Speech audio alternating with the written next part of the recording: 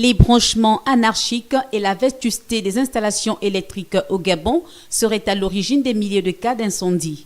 En 2017, le gouvernement gabonais lançait une campagne de contrôle et d'identification de conformité des grandes surfaces, des magasins et autres via le Conseil national pour la sécurité des usagers de l'électricité Consiolec, structure sous la tutelle du ministère de l'Énergie pour amoindrir les risques d'incendie et dont les missions seraient de protéger les populations et les opérateurs économiques contre les dangers d'incendie d'origine électrique, devant réduire le nombre des cas d'embrasement, assurer la qualité du service prévu dans le contrat avec le gouvernement.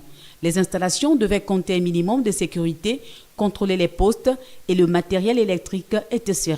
La mission aurait été une exigence du gouvernement gabonais pour réduire le nombre des inflammations électriques au Gabon durant une échéance de 5 ans.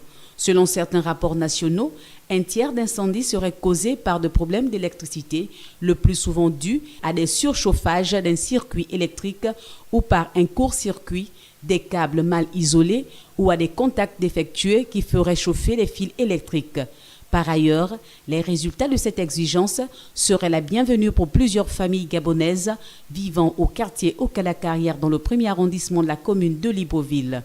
Les câbles qui jonchent et traversent la voie non seulement s'entrelacent telle une toile d'araignée, mais exposent les usagers à des risques d'électrocution et pour cause, les compteurs d'électricité placés à des dizaines voire des milliers de mètres des domiciles sont soutenus par des poteaux peu recommandés et des raccordements de fortune ne laissent pas le choix à ces familles qui n'ont qu'un seul désir, celui d'éclairer leur domicile.